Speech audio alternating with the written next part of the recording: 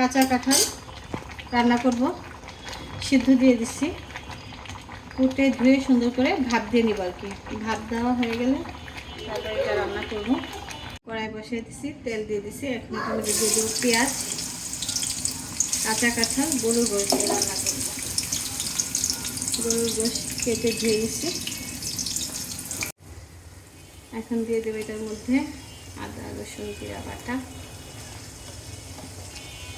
এখানে তেজপাতা দারচিনি এলাচি দিয়ে দিচ্ছি।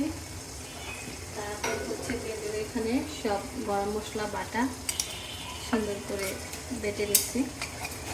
এখন এটাকে ভালো করে কষিয়ে নেব।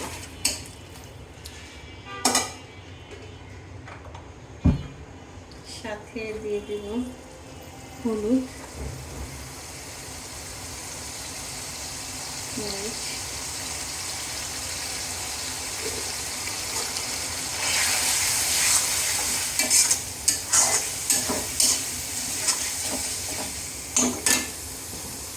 দিয়ে দেব স্বাদ অনুযায়ী লবণ।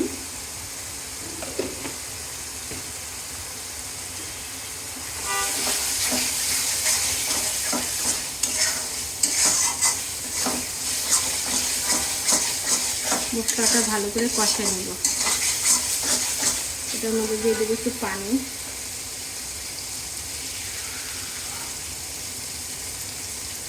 মশলার বাটি ধোয়া পানি।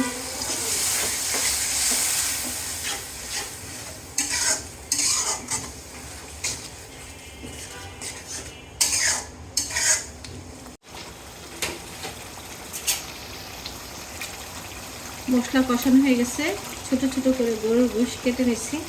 আজকে গরুর গোশ দিয়ে কাঁচা কাঁঠালের এঁচড় রান্না করব।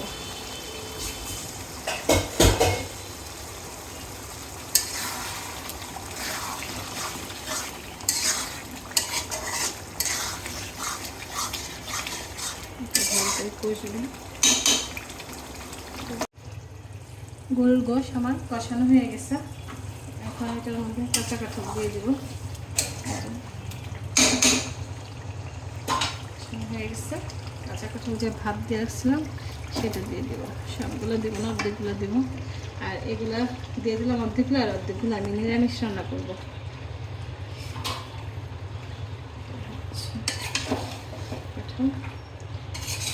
কাঁঠাল আর গোশ ভালো করে কষবে।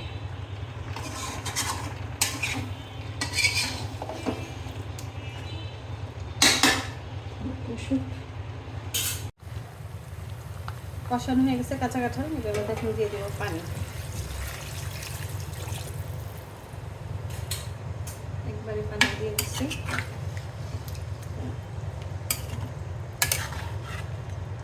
ভালো করে কষাই নিচ্ছি।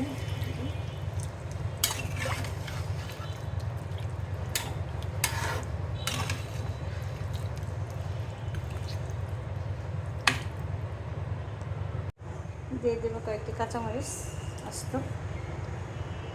এই পাশে পেঁয়াজ ব্রেস্তা করে নিচ্ছি। হয়ে গেছে।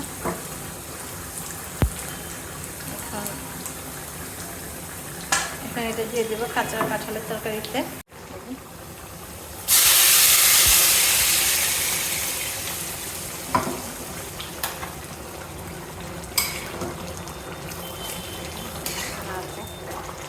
হয়ে গেছে। ঝোলটা শুকিয়ে ফেলবো। খুব সুন্দর একটা কালার হচ্ছে।